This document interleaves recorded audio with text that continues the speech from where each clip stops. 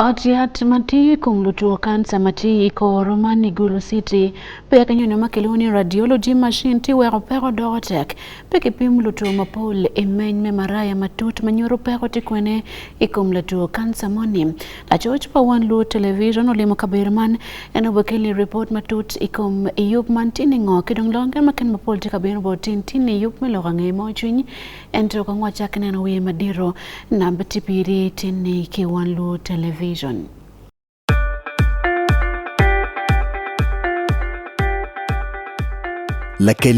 least the one thing for now we can all agree on is the soap to use. He likes that it's big and lasts long. Anti-economy. I like that it keeps my skin smooth. Ate alina echovu. And the children like that. It smells amazing. Everyone is happy. Movit soap comes in 4 fantastic flavors. Movit family soap is truly soap for the whole family. Movit. All day confidence.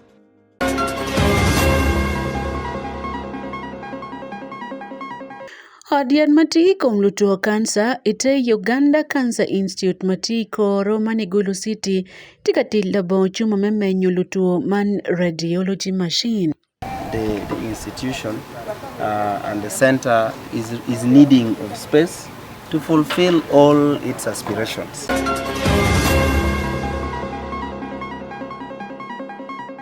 Enge mwagari yoke mebedi office la fony manye Patrick Okelo otiro loko wakid metimo peny igangkwan ebuje senior secondary school matiya patch ikarmanu tiken gai kwa mabejo loyo magiti lao.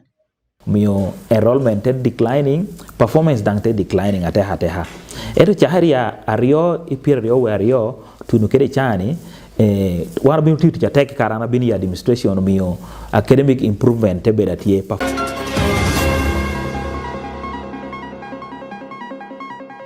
Kadong lobo Uganda man gankal melim otiro chwala woko chente me biek lima kikati kwere manape dwe me adek magiki me mwagalim alibare pierre we beach alibare pierre bichil iwil me chilling trillion apa we biro kiwie.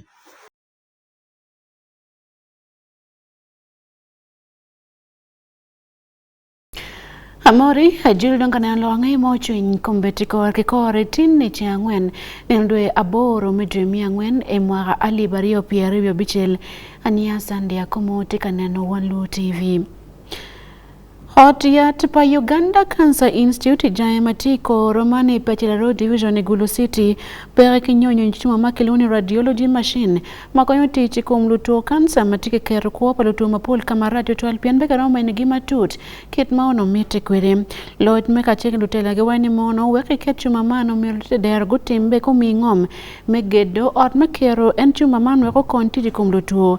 area matiyo mor kidong Gulu City maniti sub-county Meko Romano chon puti Yomoro district kangomo kene molte dero miyo fut pa yati karomer kimi chon kichwin maleng owe kenene kikiyo kelemene kigido ot mo kene mawo konyo keto nyonyoman ite lodge pa Uganda Cancer Institute jange mati koroni achot mamewa Juni Sani uchara chon olimo ot yatman kongwanen lok matut ikongo matika time kabir memiyo kon pedama kitituo kansa mati komalo melo Uganda ne. Ionizing radiation, it uses really sound waves, so it's technically safe. The only issue with it is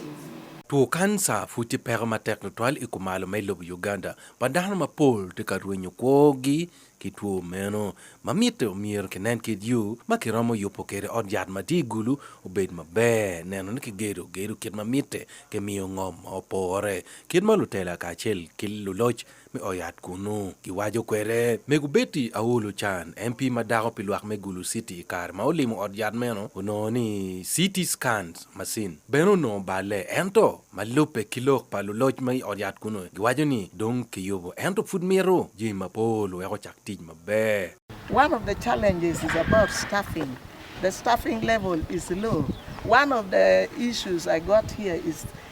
we have people who are being trained on handling, cancer cases.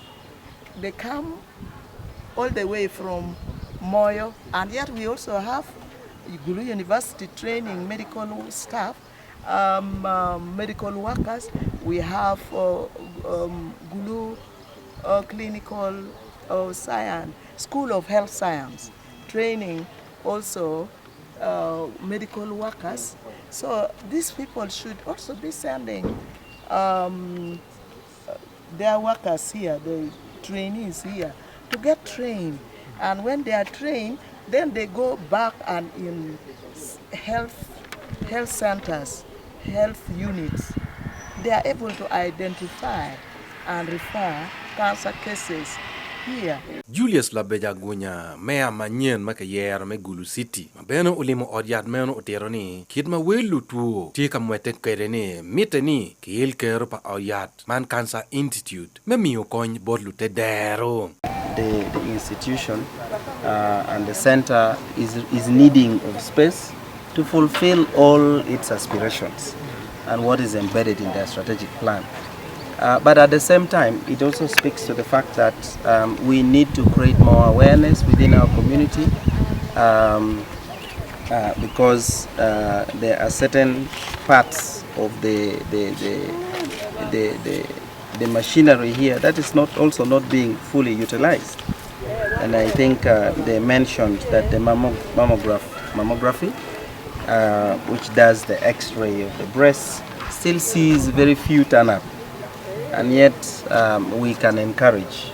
our female population within the city, but also within the other districts. Kadong, Dr. Geriga Fadil, the Didmatika do Gulu Regional Cancer Center, Man Gulu Cancer Institute, Uterone, Chango tu me cancer, puti pero, ento, kakipimo kino, ni ti kwere ya chake, ti chango ne, ramo beru yot, ento, pasen apara de kulu, padano magito kituoni, itung kumalo. First of all, the first point of the cancer care is information, and the information will lead to changing of behavior that protects you from getting cancer. The common example I can talk about here is the commonest cancer in Uganda is actually cancer of the cervix in women. And the only single intervention we can do is to have young girls vaccinated, young girls immunized, so they don't get the cancer. The earlier diagnosed the cancer, the cure rate is. But if delayed to diagnose cancer and already in stage 3 or stage 4, then cure becomes a problem. So when we have diagnosed the cancer, the next step is to put the appropriate treatment. The treatment can be chemotherapy, which we have available for free. It can be radiotherapy, which we don't have for now. We send people to Kampala, and can be surgery, which we routinely do because we have the capability to do it. So, therefore, in regards to the journey of a cancer patient, talking about patients who have lost is tagged to what stage of cancers are we getting. So, why we have significantly higher rate of death. 13% of the people we get here die. That's our statistics from last year. 13% die. And that correlates exactly with the number of people who come to us when they are critically late because of delayed diagnosis. Tu kansa kirmolu daktari wajo kwere puti pero itung kumalo me lob Uganda kon ke miyo tam kilwak ni umiero go chet ka pimechon megengo nya patuoni lweny ikum tu kansa dok ne ka kingoro chon romo chang pi Wan Luo TV Jonisani chaka chon Igulu City. Hello, muken ba mar bene maro lokom yot kom lulot me odian madit me Arua City kuti ono nyonya mati wil me chilling mila na pau ya boro tona beach kidong jam mukene me tij eni kom nyonya man kibo dul me Rotary Club of Arua ikineti ye Eco City branch alod me odiat man gati fonyo gini kom ken mati kenyonya man wako konjo tuwale pijama gati ketua aduno pero nyonya man bukono pi mutu aduno kin pero muken mamako dano manoti area me kogi Emmanuel Ojok la for Wan Luo TV will tell you mimi you don't bolot me oyat man en nyonyo en mo akibo dul me Rotary Club me Arua City wanen kong yup ket ma wor kwere I otiat madit mati Arua City tie otiat pagamente. Odiat madit ma Arua Regional Referral Hospital unwango kony moko ma ai kudi ungu me Rotary Club me Arua City. Chuma enoke majuluongo electrocardiogram nyoke ECG jumiyo ni odiat ne pinikonyo ni luenyo ikum tua dunde manchwiny matie kanisendo dano male. Ng'ati ma joyiero manyien machalo President mi Rotary Club enu Jessica Ondoro owacho niya gichako mich eni kare moko ioro 2020 ing'ei yabo rombo moko ma joluongo fellowship ento yubne odong madit. Within the Rotary clubs. This fellowship started in 2020 during the COVID time, and members thought they needed to relax out of the bad situation. But something that was meant to be for relaxing turned out to be a bigger picture. Now, they would go and just sleep in the tents, eat, drink, dance, but they would contribute some money for these activities. But the head of the camping fellowship is called Mama Irene. She thought outside the box and told the members that if we collect money, this money we are enjoying, if we divide it into two and see how to support the cause. And they looked at the main objective was the congenital heart disease. And we had a lot of children dying because of this disease. So they decided, let us start this camping fellowship. We get money not to only enjoy, but money to support. And we've been meeting for these camping fellowships for the past 5 years. We have the next edition that is in Naivasha, and from the 7th to the 9th of August. We are collecting 1 million shillings each. Now, we have already provided ECG machines for 7 districts. We have Jinja, Masaka, we have Arua, we have Kasese, we have Barara, among others. Daktari Robert Chandiamo tie ja president nyoke jawi ungune machon mabende utie daktari milak ya Arua Regional Referral Hospital wacho niya gibedu kanishwa kwa yatne bi oru malach ento gibesh medira su. Last time we entered into the hospital to do works. I remember when I was just completing my studies about 2010. We received the sort of equipment. Most importantly was the dental chairs which helped to settle down here. Then there were some items we gave to the nutrition unit. We had a project here called FLA for giving nutritional. It was a project that was in conjunction with the researcher was from Makere University. We went ahead to receive recognition globally. Ng'atimotie pitundu machalo jadit pi odiatne nyoke director Daktari Gilbert Aniku umiyo foch madit ni Rotary Club enu pini konyo odiatne. So before I invite a person to say a word, allow me thank very sincerely from our hearts as Arua Referral Hospital and as government of Uganda this donation of a very important medical equipment which will go a long way in supporting our care process here in Arua Referral Hospital. NK Daktari William Omale mabende tiyo adiat enu umiyo foch bende man enyutu kite ma machine nyoke chuma ne ubeche konyugi matek. Before I say what you want me to say, I would like to appreciate the Almighty for touching the hearts of the Rotarians, for thinking about Arua Hospital, and then the people who work behind the scenes, the curtains, to ensure that this comes to Arua Regional Hospital in particular, because the demand is everywhere. This comes directly to my department where its use is most needed. I would like to add that it's not only going to tell us about the heart. All organs, when they are failing, of course they reflect on the heart, and we will know that the kidney is having a problem.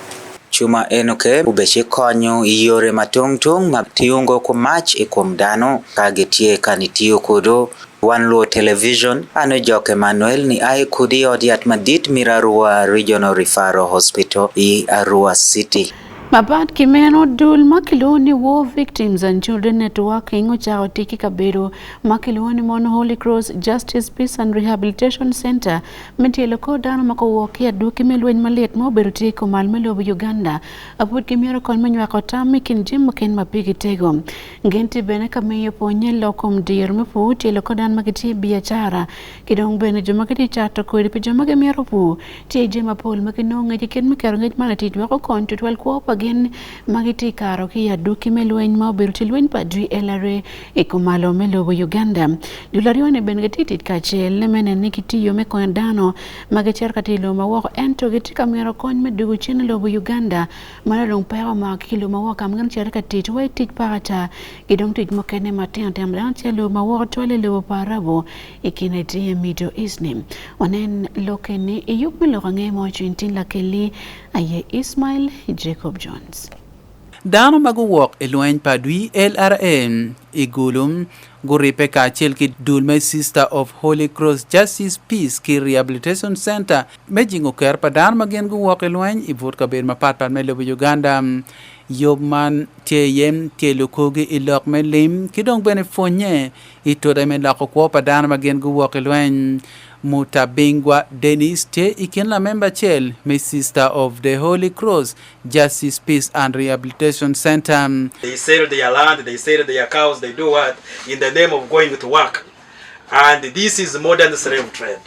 The other slave trade we had, people were captured, chained, and dragged and taken to work as slaves.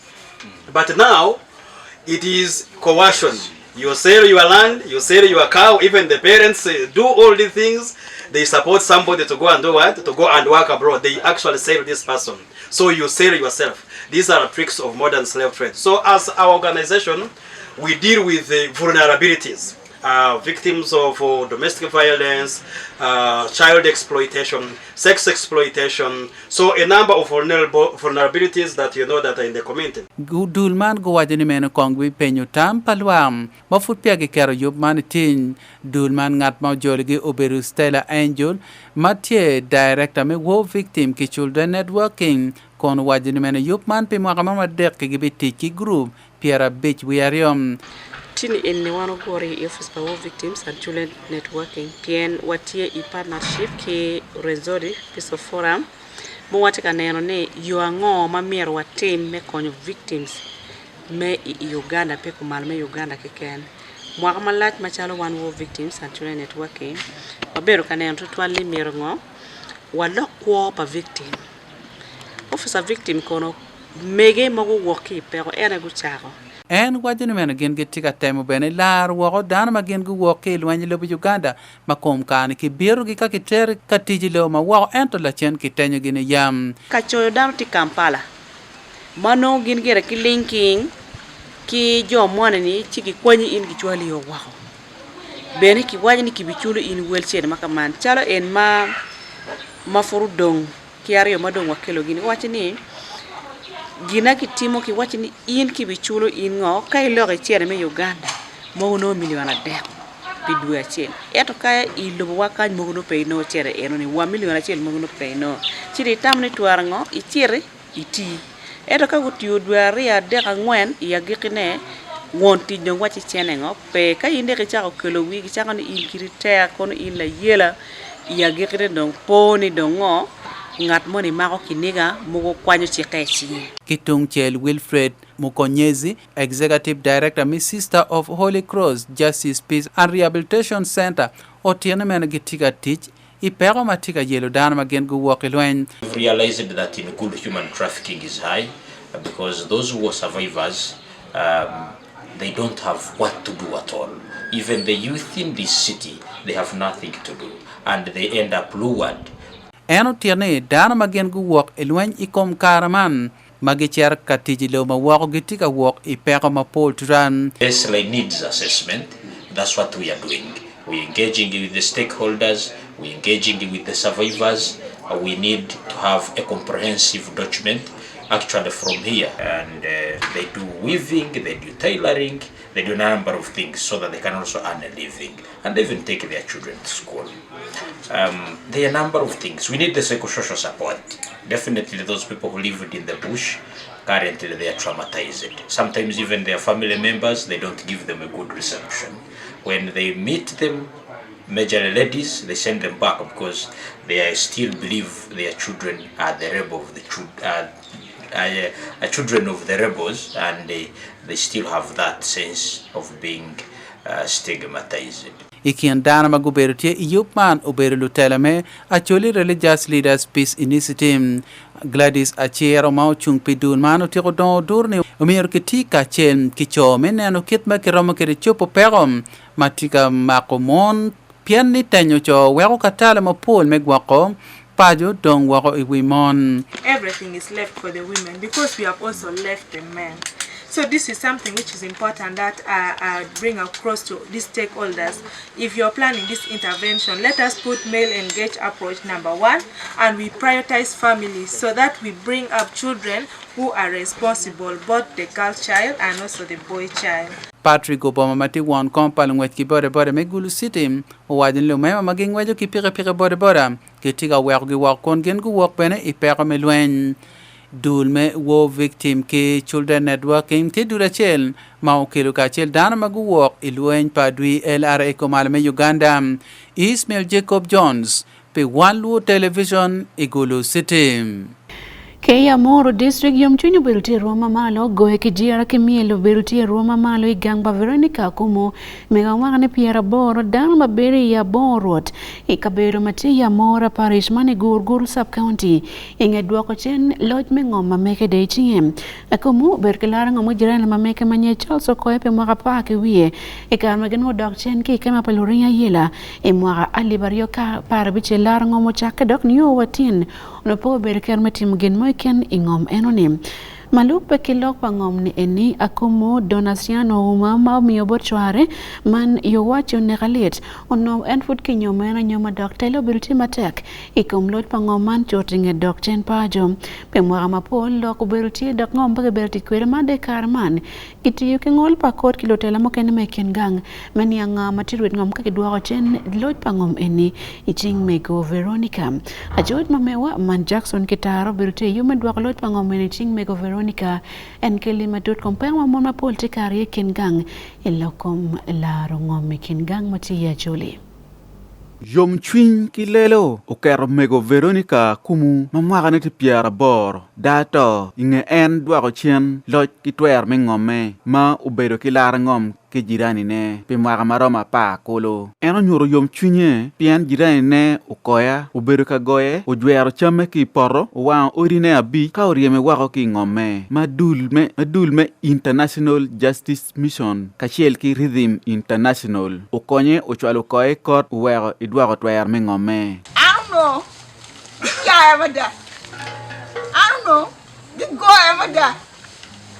I don't know. Turn a perk of a turn a tin of a go ever a chill. Who could not talk? The way you need I know you and a right. My very kind. Ah, and a right. What a very you know, you don't know what. You don't know what. And a poor teeny. Teeny, I bet you what.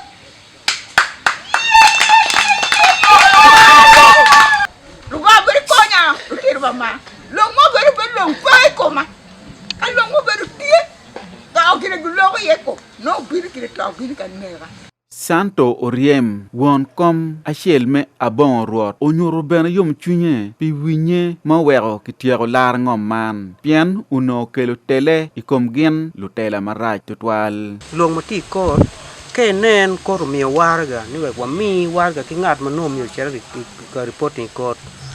community magin ti lar kin gi nen waji men wan ma char LTN wongo poti ka quitting lok en an loki eno ber ka kelwa perdo twal matele community ubero tek pe noni ngat moni no doko tunchiel ngat mo doko tunchiel dong wan ma chalo tele dong kaka mom nom yo wana chunge ma da dong pe tinong man ma loko eni ngom dong ngat man ti wang ngom ma ka de nen ngat mo kar kumpala wore chi dong chik bi kemo ena wajo ni lara ngom putie matek ikaberne pe mir madano lar ngom me achara lok pa lar ngom kan ti ma lar ngom ti ma pol chon ma wana don kan lo mi lar ngom pe dan be no pura ta ci la lo mi lar ngom kan ti ma tek i chaw en ma lo ne lo mi lar ngom do do ki no me gu kar cha be ko bu jo ma ken ni bar chaw dun o ka mo o dun ti ki me gu ma pe lu bo mo no jo ma ti lar ngom charo te do du bore charo ti lar ngom ma charo pe mi pu be pe mi be Nancy Aguti la diet maloy wi Billy mai gor police post way ni lar ngom o mere ma pol tu twale I por kot madano cha ko pu ni I chaki du ma dek ma kot du ma rio ma kot por me o chani ka ine record ma megwa cases ma wando wati ti ye ma tek man loy lo kom ngom et police mi poti lo kom ngom wan wati lo kom conflict nyo tij marojo ma aki lo kom ngom chala ba jwero jemi pa ng'at mo me poro goyo ng'at mo pi lara mi ngom onyo bur kwa ma mege cases e oni ana wan ti ye Aguti olego jomatie ilar ngom metiego logi inyim lutela ma meggi pien abili petiego lar ngom ini o ki story ma megi ti wan yango ni lo kom ngom ti ye ti ka wa wai mono wa duok lo ke chen bo lutela jo kene pe ye bet kuni ngeni one police we cover wa cover an pa bere nyali makany dok an pa ngeo history me ngom makany kit mangat mo ni nyudugo la mo no ki ngom ki wan pu ngeo er ka wa wati ni ye lutela konyu wan ka chiel ki police ki lutela makany konyu ti ye wi we an ki mir na pera kena pa mir ni mo lok mo ken o ikot hanu lok ma ai lok kom ngom pa yen lok en o ikot pien kod ma chiel chamo chawani ma rio obu chamo resources ma megi pien ka iti chero ikot o mir mak transport be tieko mir wot ki pi cha den me cher ka moko en jemi ni wen o mir yini ngo chungu ye chambe bi cher ma pi kunu eni wen mir chen Presence abe la tij makubu kin luak ki dulme Rhythm International yupijigi matie igulu wayni gitie ka tiki lutela ki dul maneno ngol mati meneno ni dato ki luteno ki konyo gi gudo twero mengom gi isingi wandong wadwa monto ki lutino kichoto makara gen piera dek ingom ma meggi ma tich eni pire dimo timo kangi redimo timo kachel ki dul maneno kit me ngol mati kina ye police tikina ye office for director of public prosecution tikina ye judiciary wati be kachel ki government mai tedero wati kachel ki civil society organization mukene new NGOs mukene mineno ni bal madano timo machala dukime lara ngom ikin pachi joma kitimu bal eno ni cheko kemeket gi ndax be watute matek minena ni kakama gwak mege no kitiri amogio ki ngom eni ki dwara chingi Pilok angea pi Wan Luo TV an Jackson Kitara iamoro Kawawego lobachuli wachero ilao Ibuje Senior Secondary School gangkwan matipira chakotel kin gangkwan madong teko lo ilao ti yapa district imwara mapol maono beruti kina kachaka mwara alibario kiwie ano kayarga miti mpenti manoko tol ento ke aduena loka matek inge loko lotela manyen en megangkwan Ibuje Secondary School mwarario inge minyo rom gangkwan man makidoro dokaidi bod Patrick Okelo mwana tila ponyi watkwan dong eno chao kerala mapol tika rojo de pagangkwan Ibuje Secondary School ikan mayar doki pen pa klasa ngwen mesina mago yar mago timo pen mwamo kateman kidong klasa bichel Ibuje berekino tigangkwan mago timo pen belo ya pa district do belo number dek pene ya doki pen pa klasa ngwen mesina man yo la mago kelte kelne gangkwan Ibuje kamala choch pa Wan Luo TV Solomon Okabolimo kanyang diar ngomenti kwede kinji mapol ite yup me teachers making a difference matie padul me new vision kitame cherlo kalao tiro kede nichi maidi we anyuti chukul perfect Okelo umutij me bedaidi me Ibuje Senior Secondary School ka loha o chako nincho un chako chala pon kilasi imoti tumia rio kera paru echel Okelo unu wilo tino nok dogruome kato piny ujebra tek iyi Buye Secondary School. Diere moro me 2:14 tunia 2:21 tela pete bucho beda ber mio enrollment declining, performance dangte declining ateha. Eto chaharia 2:22 tunu kede chani war bin tutu tek karana bini administration mio academic improvement te beda tie performance te yubere ame chano tindong tingom penya ber umia wormasha ipenme UACE 2025 wan bur school mo tima ber ya pa district amatin nya hamo lanyo timo BCM eno no 15 points ameda ati gene jagamo ko e national merit itute medugi Buye Secondary School kano yaye aidu kelo ukatu kede dira nyen mero chupuonyere ijonge gamo opichi Machel odonjo kede program wana loni extra lesson o tino ni opunyo gi ichame prep early morning before normal lesson begins kedi weekend ame opunya gi wano miyo gi apwade moro me motivating gi so extra lesson okonyo wa me speeding up syllabus coverage miyo syllabus bedo cover yor o miyo results te beda ber kedan konyo me engaging otino pe miyo gi bedo redundant chadi no tie gi ni busy no tie ka engage ikope kwan then Mario one bedo loho kedo ponyo to beda choket gi oponyo to develop what they call positive attitude so they have the heart to serve with even minimum supervision. Aidu kelo udugu wara yi Buye Senior okele ya giki kop mejengo. Sometimes back war tino petia beto twal otino nudang mogo lui woroho pieni ngeo chukula po chelo eti karame ana bini administration ana making sure ni gina machelo meno loen yo bedo woro discipline so to get a disciplinary committee in place disciplinary committee anle otina metin discipline eno kedang wan ko luwa nyual te binu oto winyo ko patin kar chel kera nyala to ponya tin kar chel atindang te yower ko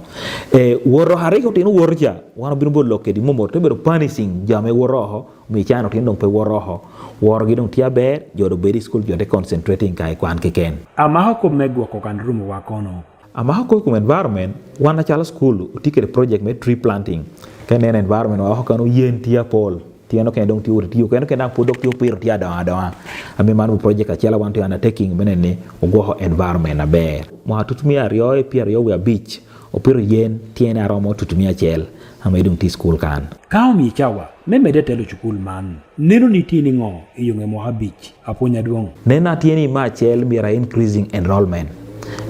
chani tie 340 amiti enrollment mira med won na 800 or 1000 nena na Mario amiti katupeny miro won malu uma atina the best candidate no para beach anamiti in 5 years time nongdong atina ma alanyu nongdong points piario nena tieni mira neni school uchelo ko we unnecessary movement beda pe aliru Bruno obeda punya mebo punyere iyi Buye Secondary School apare hata mulika ndo twere no mir ko en ko betke position no yana mani jani there is that element of freedom me yini binite ko bugina kitike na yami to kede a teacher ite do ko mede kede ti yutiji mon be part of motivation not is paramount aloha duong tie Buye Senior achala dugi metala idu kelo kitame Susan anyao anywala chel me chukul man tiro kede aloha tie woti bere tie Patrick ame chaw ni do bere idi eno chaw bere punya ber ame da do rikan me wano nywalo mare uponye utino dang mare tela endo gamani ukelo aloha duong donga karo pien kara wo mahotino karni o karde wainere amitu chwalo kwena bodjo ducha metia a watching nyotia winyowani Buye SS dong oduogo ko kitarihi Buye Senior Secondary School obero chukula government amota har matutumia chel emia bongwen kede per boru ya chel ite kanisha mo geri ikom karaman Buye Senior tikiro ponye per wa boro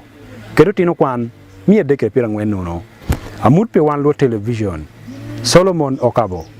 ya Paj district Kudiere melovo Uganda Permanent Secretary Nyogan Karan Mati Gankal Meli melovo Uganda otiro miyo ng'edni mon Gankal ma otiro chwalong woko lim magibitiyo kwere lovo Uganda kanye ikar medwe adek magike me mwakalim alibari opero abich alibari opero bichel matum woko ninde piara adek medwe mi abichel mwakani enim Ramadhan Ngobi wane mon kamente ochwalo woko chiling trillion apaw ya biero tona ngwen magibitiyo kwere metiako mwakalim modong enim wanen report kin malok man wor kwere pik chwalo woko lim mikwota mangwen me mwakalim tikatum eni weki tektid mai goe yup duju pe mwakalim man alibari opero babich alibari opero bichel ilobo Uganda liman kichwalo bod Gankal kidong bod gamente mere dero duju magitie ilobo man Igar me loke kelo cholo kangaya tin niki Kampala Ramadhan no wani mono lumake begolim pagamente omyorgo cholo tit kidong bana wing matiwi gamente ket magichoe kwere bieklim we kotum kakare En owade beno mergo wo bieklim magikati kwere kun gigoyo dok bene ginene kilubo kono gutet kote gimaleng wek tikilim palobo Uganda obed mano yomo chwin luak magin gitijo kumchoro kuno bene chobo miri panywale Uganda. Release for the quarter 4 of this year amounts to 17.44 trillion shillings. 17.44 trillion shillings is going to be released today. This brings the cumulative total release for this financial year to 77 trillion shillings. And this is 106.4% of the approved budget. All accounting officers, therefore, should prioritize payment of service providers in this manner, ensuring that all domestic areas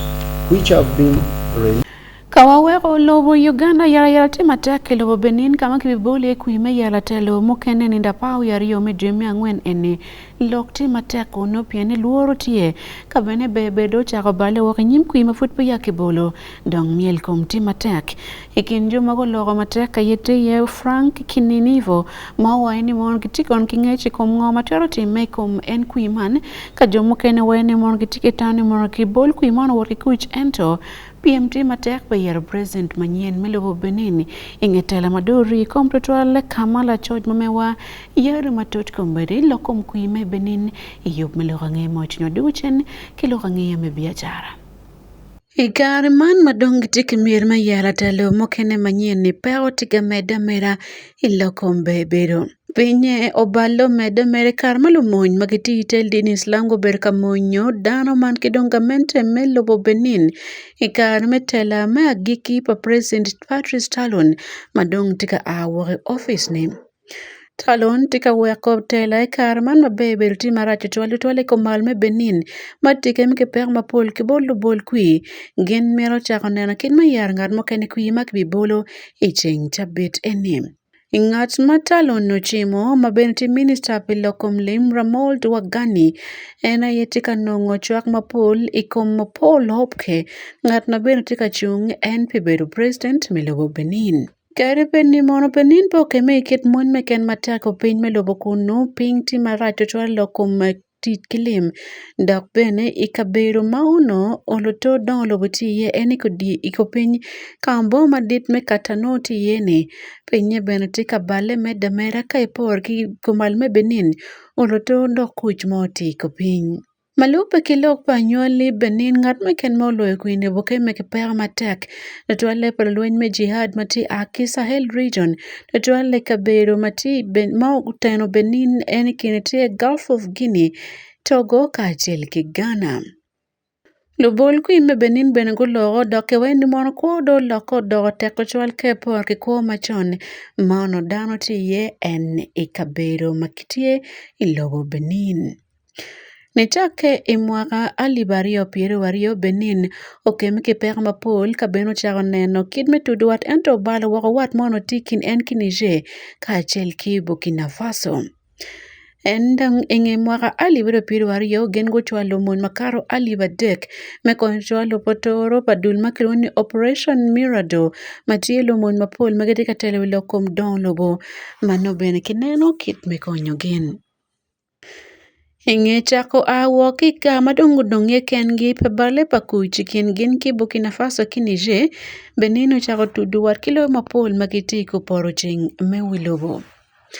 France Karaman futi wat mabe ki Benin pen kitika miyo bet bod gin jame lweny ki bene miyo bod gin konye palo mon maromo konyo gin tuchwale itedul me European Center for Sociology and Political Science ket makwed mameki owacho kwere.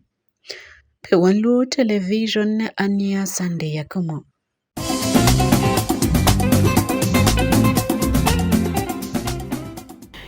Ilokom biashara joma kitigin wot pa wikine Western Gujolo matek yu pagamente meduoko chen pod makilwoni mono express penalty system mamiyo pod bolo duo morka makotoro chek chochote chawa eoni karibet kuman gen wene mo merkon kilok ibut cheke mokene weko mi maber tol kematiker chek manatich wek bene okony gen lo duo morka pa wikine makiti lokom gin wot palwak wek bene giti lim ikare kono me yup manyamo tam kil joma kitigin wot palwak magang kalme gen wot ki lokom ti Uganda yoyobo dan mapol go bedo ti nyama taman kemelo tela mageti gamente mekin gang en near Rua City. Robert Adiga kele lokangaya ikom doro gen wot to lokom jomageti doro biachara mekin wot palwak. Lodero mako wake gankan melokom titigin wote Uganda gujar kanywa kotam kidan makiti ro weken yang tampal walu titiguri kidong ben lo duo morka kache wekenen ked meduoko chen kit memiyo pod ite yup makiloni express penalty system makimiyo pod chot pingat meken motoro cheke guri meriki fine issuance system man manokibitiyo kwere ikom lo tikiguri. Ikenji moken maloti kiguri ukati kikora yoni mona nyut me guri peti mapol dok bene kaberu mokene peke miyo ngej moro mano fut pia ikar keche ka bene cha mokene miyo wang chawa piara biru yari omechulo wache pasen piara bit pachente melni omiero kimi kinene kimi nyo kimero fodi wie kache dong en wang chawa piara biru yari one okaro mano dong kiromo miyo podni. Koro moken benetie iloko ngwech medwiro kid magitiyo kwere mar mioro bet kilomita piara dek pi wang chawa achiel kid magikero kwere kaberu mogo mano ke waino mioro peki ngweche dwero malamal gin waini moro mioro ke mi ngech mabe ka bene ke yok ichik meno weko mi kare ke gin metiyo chente mabe. Robert Chisache mati senior licensing officer Gankal owaini mono tam manyien ti magamento kati kwere magibitiyo kwere manokong kichoko bentam ke bolwa ke kien bene tiye miyo fine achiel ken pingat ma otoro cheke lokom dwiro mabene weko ngati mono miyo ngweti kilomita 30 wang chawa achiel ka ber mano kichimo ke ken ka bene chule wele med Amerika che gali mape chulo ni chaka kinino adek ni yo kwere inino piari ya boro. The first finding was that the 30 kilometers per hour, the interest of the government at that time and the intention was that this 30 kilometers per hour was supposed to apply only in the special zones. What are the special zones? We are talking about school zones. And when we are saying the special zone, we are looking at on the road section, where are the schools? School zones, hospital zones, religious centers, and community access roads, as well as the market zones. I don't know, where is the biggest market along this highway? Kampala, let's say Pakwach to Arua. Gang kalgo wen gitike ngej ben ni mono pia teknikon kimi puonj bot dano mano food pia kichako neno kitmene kichako keo tiek manitich wek oloto kenene kitiyo kwere. Fine man dong bene kiduoko woko aki chiling 200,000 obudok kewel me chiling 100,000. Safi Alemati yo matila member padul me Northern Region Border Association owani mon gankal timbe menwa katam ki bod gin ka ben gon lok matek ni mon ki duok wel man me miyo pod dipilo ngwet border pien gen pole no dok chente magitiyo timan nokotwal. We should also follow that one now, because the way of earning, like we borders, let me talk on behalf of the borders, the EPS, that is Express Penalty Service, 200. Now, how can you penalize a border has done a mistake you pay that 200. Moreover, that 200 is a 1 month which you work on the owner of the motorcycle. So in our view is this also revise for the issue of border riders so that the price will be a bit like my border leader, they said it at least 50,000, others say 40,000. Sadiq Amako won come Arua City Border Association beno wani mono kim dwa kong piny wiltende ma kimiyo me podman pe joma gotoro chek me express penalty system. Yes, of course, as a city chairperson, I accept the proposal because the proposal may prevent us from causing accident or from getting into accident. Because once when they told me, Sadiq, when you ride reckless in the town, we are charging you 100,000. Definitely here, when I'm in town, I will know sure that they are going to charge me. I will reduce my speed or I will not do that thing. It is true. SP Samuel Lechekwel Mati Regional Traffic Officer e West Nile wani mono chul man kimiyo fine no bobino pia ni mono dan mapol gitiki dinyo tikiguri kero kwa padana kamara dak bene tawaberu kare pia ni mono dinyo palo tikiguri tikelu awano meguri mapola ta chawa kichawa. Definitely this kind of workshop is very very good in a way that it was actually timely because this I know at the end of this workshop they are going out when they have gotten some knowledge about how to, for example, behave while on road, because most of the errors committed by drivers, these accidents are actually caused by behaviors on road. So we realize that even after this workshop, a motorist will now be on road knowing that you don't have to misbehave on road because a traffic officer is not there. Because now we are going to a level whereby if cameras are on road, a time reaches when traffic officers are not on road. So if you commit a traffic offense, the camera is there. So maybe when it's raining, maybe late in the night, when the traffic officers are off duty. Thank you. Pe Wan Luo Television e yup melorange mo chunki Arua City Robert Adiga.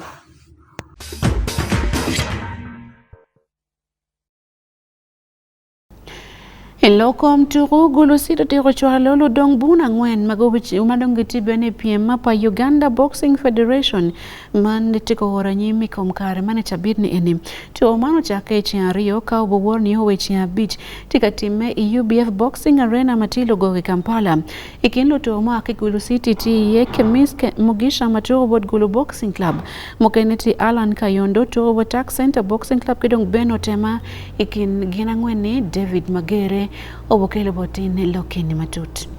Tuku dongovun man lueny matime ruome Uganda man Uganda Boxing Federation National Open matime ya chekeme mwaka duchu nikono man pikwata me acheli mwaka man tika waranyimi Kampala tukuman mochake lawo maja cheng ario menendo biro medwe man tukuman tika time ki Uganda Boxing Complex Lugogo kamalu tukuma pola ta ento ki kumalume Uganda kono team agi Gulu City eteka dongovun mapapat mati Gulu City kono guti rochwalo tukangwen etukuman Rona lokel matila dongvun mu yek dok la konko ngan ma doro lok mi training Gulu Boxing Club digo mogoni ke chwa lutura ngwen Kampala machalo joma buchung pi Gulu Boxing Club kachel ki Tak Center Boxing Club mawengi ti Gulu City chwa kajonda chwa tana then one boy Dario losing the war Dario losing chani mani ngage mu losing kajonda ala ngento tamagan moving on point you can do that on point manure no when you round to more say open them you know either no judges want me your point or more judges no can there me ya rio me depends how can you round and chain no can open them rounds are because the rounds are there so you can either lose on point you can lose by technical knockout then like knocking in like going knockout better medical tour that's the technical knockout then you also have a RSC neural referee stop the contest so you can either lose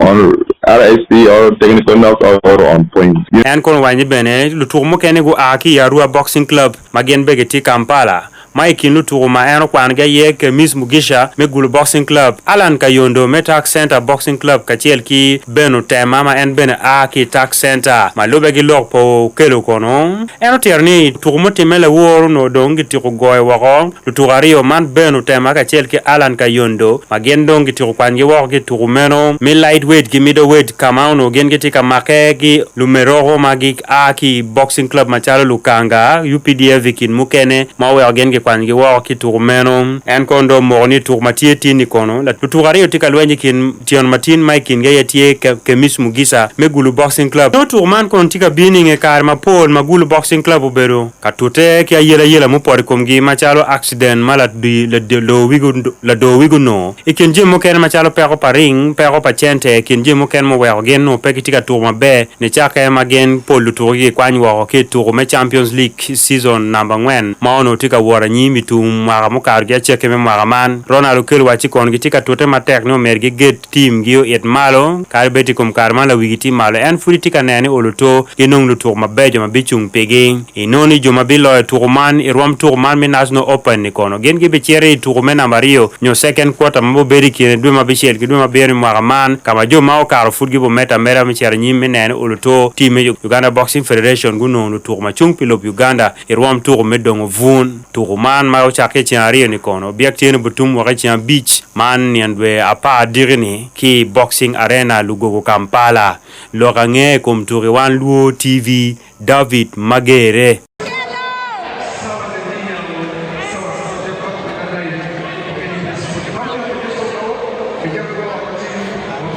Kadong mengeko la tuk pul moyo ke Uganda man sisa chandika obere ker me kengworo loyo mit me pound ali piara dek e pie mauti me London man ilobo UK chandika turogen ki Tom Cousin makazi nugoyen chandika kip makchi piara dek kama pawi ya ngwene etu romano wero chandika lo en woro ya gikinem onen eni kivot Anthony Papira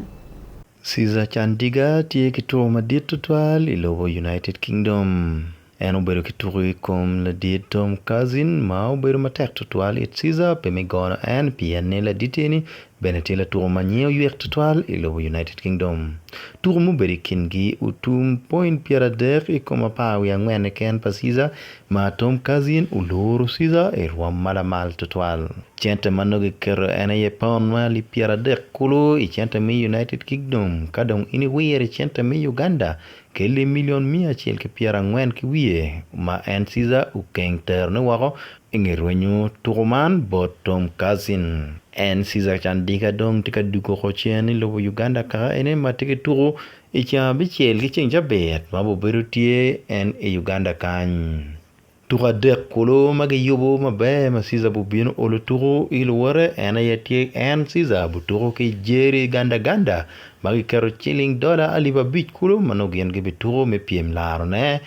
konne none turu man gi piem mi oi makchi piare wiachel pingato loyo turu mario ma Caesar Chandika beno bituru bubero ikom ngad magi luonye ni dula magi kero dollar aliba ngwen manogo bituru kachel ke Caesar piem mi laro ngato o inam imakchi piare wiachel kada turuma de kay biberi cheng baraja ma Caesar Chandika bituru kila wore magilwoni Kelvin ma ake lobo Zambia kama turuman Caesar gi piem milar dola alibario turuweng bineno nga manobu o imakchi piari wachiel chitero wel chente man wako Caesar Chandika kono ngechere London dugune Uganda ake turune matek mabeno chero turu ki lobo China able competition man Caesar tika dugu chene Uganda kanene tura dek man magireo gini no ene bino olo ilo chente mitiako kere due man mangweni Anthony Papira pe Wan Luo TV Akare wa odo ya giki yuk milo range mochuin ki Wan Luo television kaimelo timu biachara ni ki Wan Luo TV cheti office wa mati industrial area man pe juma kiti Kampala ko dier mo kene office man gankal madit pa New Vision ti street ma chel kime adek kaiti ko man melo Uganda cherati Gina Road man Radio European igulu city kino wopotin yume chato wil Roma malo e wele mo por marwate kijapa inla biachara matie kin gangi ko malo melo Uganda Ania Zanda Akumu yub mukene tika bino pe in kombete.